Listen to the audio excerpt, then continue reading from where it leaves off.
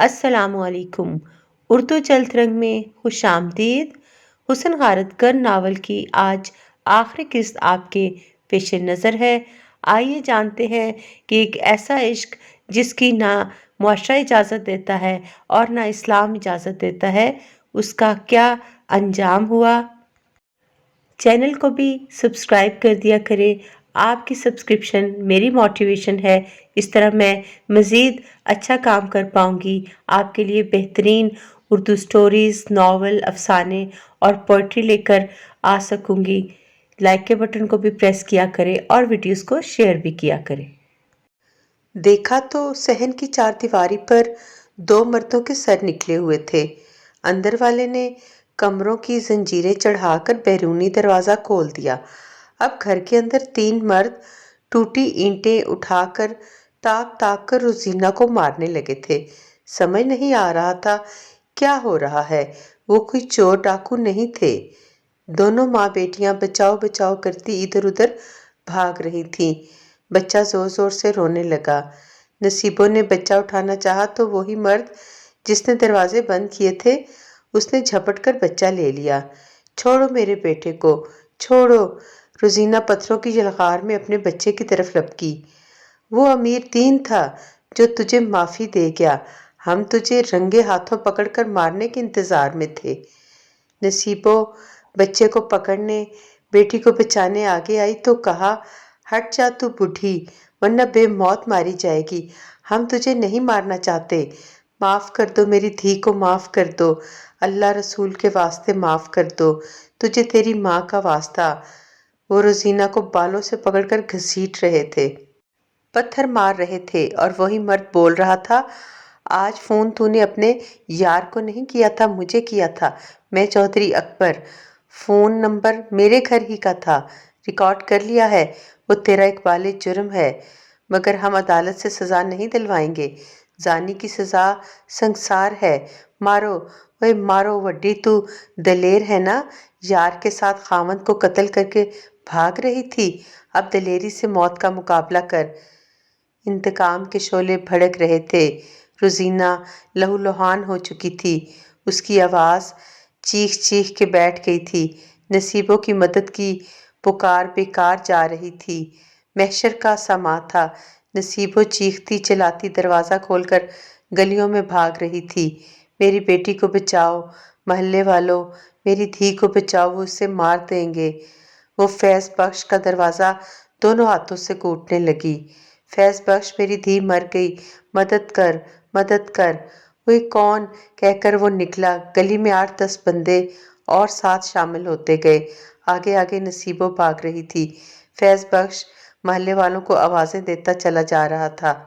वो नसीबों के घर पहुंचे। सहन में खून ही खून के छींटे थे। रोड़े, पत्थर, ईंटें बिखरी हुई थीं। रोजीना दम तोड़ रही थी। उसका सर फट गया था। मारने वाले भाग चुके थे और बच्चा वहां नहीं था।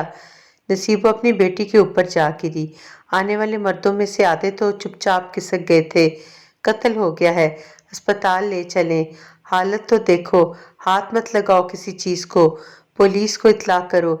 इन आवाज़ों में पुलिस वैन और एम्बुलेंस के हॉर्न बजने की आवाज़ें शामिल हो गईं। रश लग गया। दरवाजे के बाहर लोग इकट्ठे हो गए, मगर चश्मदीद गवाह कोई न था। चूंकि पुलिस आ गई थी, लिहाजा मुकदमा बनना था।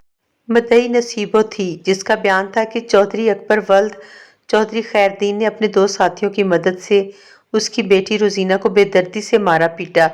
घर में पड़ी हुई आधी ईंटें, रोड़े, पत्थर निशाना लगा लगा कर मारे और कत्ल कर दिया। उसके 3 साला बच्चे शहजाद को चौधरी अकबर ने छीन लिया और फरार हो गए। मुल्ज़मान तगड़े मालदार अय्यार चौधरी थे, जिन्होंने मुकदमे में बेतरेख पैसा खर्च किया। उनका बयान था कि जाकर हमेश और रोजीना के दरमियान नजायज़ तल्कात थे। उसके सबूत में टेलीफोन कॉलें, उस होटल के मालिक का बयान जहां जाकर के साथ रोजीना ने वक्त बसर किया, कौसरी का बयान कि रोजीना कई बार अकेली घर से गई, कपड़े बेचने वाली का बयान कि उसे जाकर हमेश ने हकीम की दवा कहकर पुड़िया दी जो चौधरी साहब के लिए चौधराइन को छुपा कर देनी थी।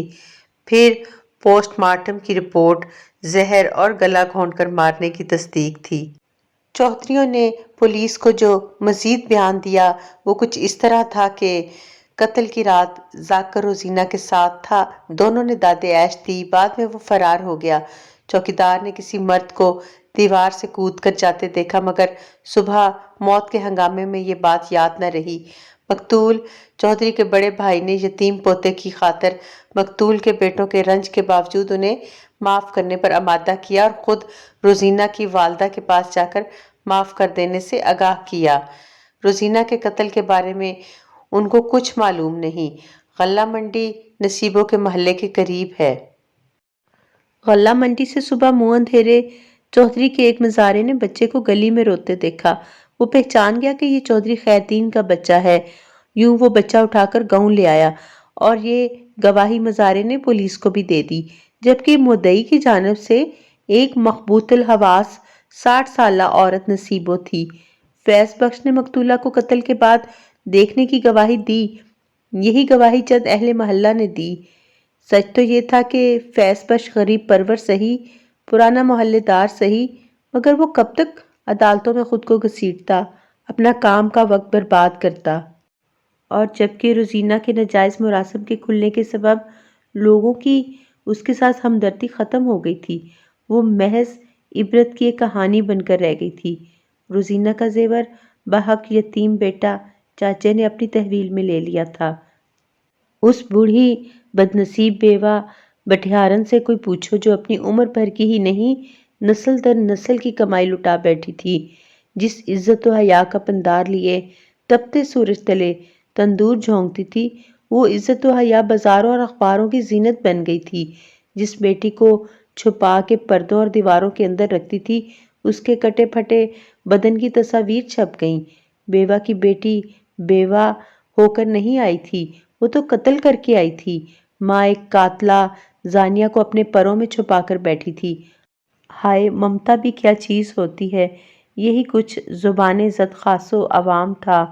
शहर की गलियों में अब सफ़ेद फौंस उलझे बालों वाली बुढ़िया, जो अपनी उम्र से कई अशरे बूढ़ी हो चुकी थी, पुराने चीथड़ों में मलबूस बगैर दुपट्टे बगैर जूता घूमती रहती है।